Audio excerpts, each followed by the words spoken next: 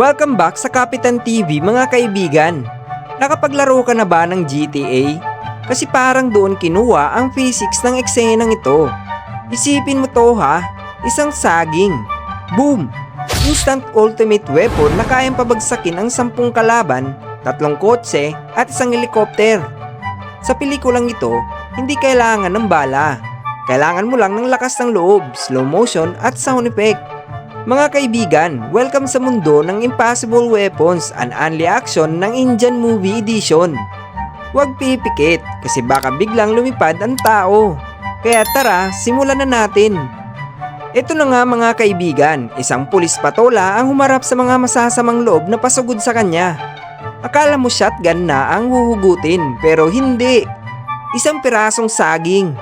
Oo, tama ang dinig mo, saging. At bago pa magsimula ang gulo, seryosong-seryoso muna niyang binabalatan ang saging.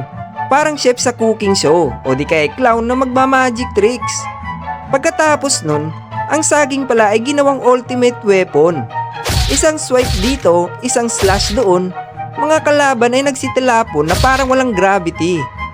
Slow motion, overacting, talsikan ng dugo na parang labanan ng mga samurai gamit ang espada pero ang kanya, saging. At ang panghuling move ni Kuyang Patola, hinagis niyang saging diretso sa dibdib ng huling tambay sa kanto. Boom! Bagsak!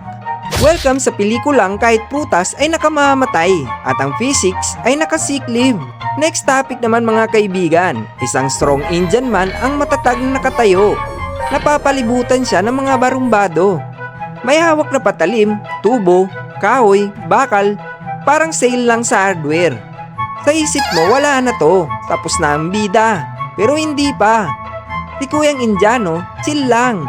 Nag-aabang lang ng tamang timing. Habang lumilipad ang mga patalim, nakaiwas siya na parang may ultra instinct. At ngayon, ilalabas na niya ang kanyang secret ultimate final weapon. Hindi kamao, hindi sipa, hindi headbutt. Isang slight na liad lang. Isang konting atras, isang konting arko ng likod, parang nag-stretch lang bago matulog. Boom! Isa-isang nagsibagsakan ng mga kalaban. Parang tinamaan ng invisible wifi signal. Sana pala hinampas na lang nila. Akala mo tapos na mga kaibigan? Hindi pa. Nasa kalagitnaang stage pa tayo.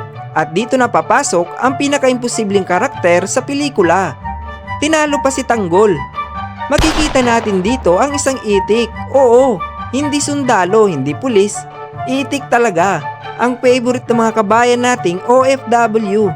Dito makikita ang binarilang itik. Akala mo headshot na at ako mismong nanonood nagsasabing ay patay na yan. Pero biglang kinagat ng itik ang bala. Hindi lang kinagat ha, ninuya pa. Parang bubble gum lang sa kanto. At ang mas nakakagulat, isa-isa niya itong binuga pabalik.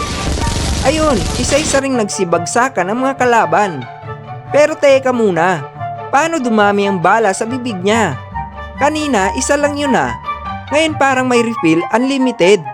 Pero alam mo nang sagot dyan mga kaibigan. Bahala ka dyan. Basta Indian movie, kahit itik, may ammo pouch sa lalamunan. Welcome sa pelikulang logic ay optional at kahit ordinaryong itik ay may finishing move. Akala mo tapos na, meron pa. Tignan mo tong pamilyang to, naglalaro lang ng saranggola. Pero biglang napigtas ang PC at parang sinadya. Nahulog sa balkonahe yung may hawak. Slow motion pa ha, parang teleserye. Ang plot twist dito mga kaibigan, biglang may to the rescue. Ang isa pang sweetheart. Tumalon agad para iligtas ang jowa. At ang malupit, hindi sila ang nagkatuluyan, hindi sila bumagsak. Kumapit sila sa saranggola sa ere. Pero sandali lang, di ba pababa ang bagsak nila?